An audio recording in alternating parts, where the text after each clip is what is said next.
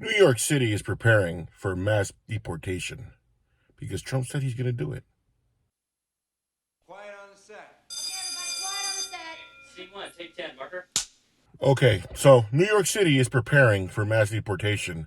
We have about 200,000 people scrambling, wondering what's going to happen in New York City because Donald Trump says he's going to do mass deportation since day one.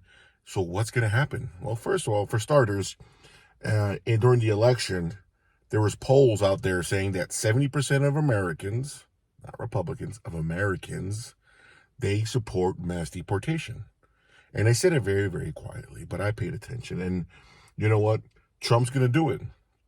And lo and behold, of course, New York City leadership, they were waiting to see the results of the election. And what happened when Donald Trump won? Oh, wow, the vouchers that they were paying for housing, for food, they went away. So millions of dollars that were given to these migrants has been taken away. And now they're scrambling because they don't have free money, first of all. And second of all, they know that Trump's going to go to these places to come find them. But let's start at the very beginning, okay? This happened during Obama, when Obama had DACA with the Dreamers and anybody coming over here. And you want to be here. You know what? You're a dreamer. You can stay. So he started this back with the Dreamer program, and people coming over here on unaccompanied minor with unaccompanied minors could come in, no problem. We were calling Obama the deporter in chief. He deported more people than Donald Trump, in case you didn't know. But that's why we called him the deporter in chief. And people, the liberal left tends to forget that. They're talking about xenophobia with Donald Trump. But anyway, we were beyond that right now.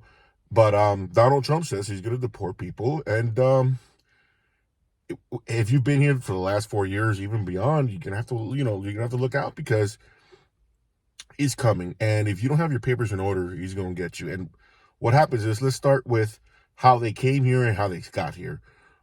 When Biden won the election, he won because he was the opposite of Donald Trump. Donald Trump wanted to deport illegal immigrants. So what's the opposite of that?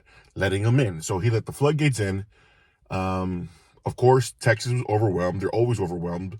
And they're like, you know what? We're not going to take these migrants. So they said, look, sanctuary cities, you guys want them? Here. You put them in buses and send them your way.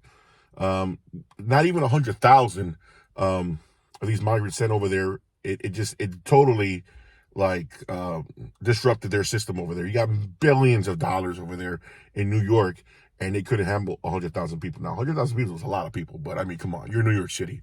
You should be able to handle that. And what happened was, when they first got here, the illegal migrants, they put them in the hotels, and the New York City government was they were paying the bill. Well, actually, I'm sorry, the taxpayers were. So they were being put in hotels. The taxpayers were paying for it. They were housing and feeding them.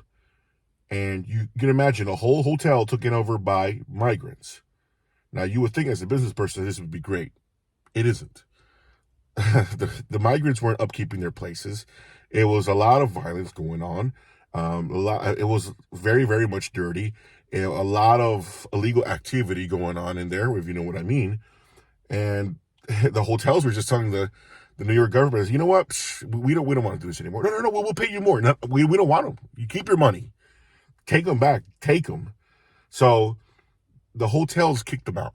Now, of course, this is around the area 2020, 2021. So COVID was still going on. And of course, liberal New York had schools closed still. So then they came up with a good idea. Aha, let's do this. Let's go ahead and put them in schools. Since we're already shut down for these schools, let's put them in schools or school parks and just regular public parks as well. So they started doing that. And of course, even though, I mean, come on, Kamala Harris still won New York City. But even these liberal parents were like, wait a minute, my kid can't go to school, can't go to the parks because you have all these legal migrants there. I mean, the parks are supposed to be free. You're supposed to be go there. That's for the whole public, but you're taking all the resources, all the money, every resources from the American people, and they weren't having it. And of course, there was an uprising about it. But again, Kamala Harris still won New York, so don't make it sound like it was a big uproar. But Donald Trump did get more Republicans in recent memory, in about 30 some years. So actually, he might have got more than Nixon. But yeah, so people were in uproar as far as New York City was concerned. And of course, other liberals were seeing this and they were saying, wait a minute, if my liberal brothers and sisters so I can't stand this in Chicago, in New York City, and saying that, hey, look, we have poor people here. You have illegal immigrants sitting in 5-star hotel. Well, not 5 stars, but I think of three stars hotels. And we got our American homeless people out in the cold, literally. And where's the resources for them? So of course people were like, we're complaining about that, and rightly so. That money's supposed to be for Americans. And that's when the narrative started changing as far as for immigration. And that's when, of course, Kamala Harris I haven't been to the border yet. You know what? I haven't been to Europe yet. Okay, I don't know what that means, but she was using that as an excuse for, what she was doing or lack thereof on the border. Now, of course, let's start as far as the immigration process, because I hate it when liberals say that the system is broken. The system is not broken. There's about 7 ways to become a U.S. citizen. Let's talk about the 4 common ways, okay? You're either born here, like I was. You're born here. You are married to a U.S. citizen. Your child is a U.S. citizen and they vouch for you. Or your employer, they vouch for you. Those are 3 common ways that you become a U.S. citizen. So let's say I marry someone and that person they're illegal and I put in the papers for them and I vouch for this person. Okay, the process is what? First of all, they have to put in paperwork. That's 1. 2, put in the paperwork. You have to pay fines. You have to pay fees. You have to put in your fingerprints into the system. You have to get social security numbers for tax purposes. You have to do all background checks and interviews. You have to do a test that's in English, of course, and this is just for your residency. You do all that, and then depending on what state you're in, it might be 1.5 years, it might be 3 years, you get your residency. Yay! So what happens? They stamp your passport, and you can go back and forth from your country of origin, and the United States will receive you back again. You have your residency for 10 years. If you want to renew your residency after 10 years, you could do that once again. Again, this is not immigration advice or anything like that. It's just, educational purposes. But you have 10 years, and then if you want to renew it, you do it for another 10 years. And after that, that's it. You're supposed to be putting in for your citizenship. What's your problem? But so you have about 20 years. You have to apply again if you want to stay in the United States, but you're supposed to be waiting to, for your window to open up so you can get your citizenship. So let's say you get your residency after, I believe, 7 years of your residency. You can then put in your paperwork to become a U.S. citizen, which then again, you have to process paperwork, you have to pay fees, fingerprints again, interviews, and the test, which is in English again. You do that all over again. And then, lo and behold, you can become a U.S. citizen. Is it worth it? Absolutely. A lot of these places, you got to understand where they're coming from. I mean, goodness gracious. You have places like Venezuela that they were so poor over there that the government in Venezuela was giving their residents pet rabbits. Well, they're not giving them pet rabbits. They were giving them rabbits so they can eat. So, get a rabbits, let them breed, and you know what? You eat the rabbits. But the Venezuelans were, having them for pets. Like, I'm not going to eat a rabbit. Obviously they didn't see Pet Cemetery, but I digress.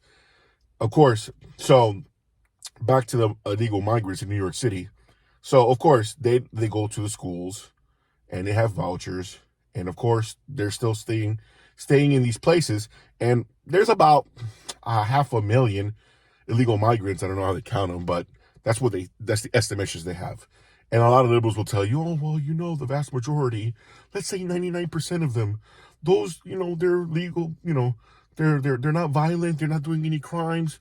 That's 495,000 people that are doing the right thing. Yeah, but that's still 5,000 people doing the wrong thing. And what people don't understand on both sides of the aisle is that, look, the homicide rate in the United States is about 5 per capita meaning 100,000. You measure it by 100,000 because a lot of the different countries have a couple 100,000, a couple million, or in China, 1 billion. So you measure it by 100,000 to try to gauge it. The United States is 6 per 100,000.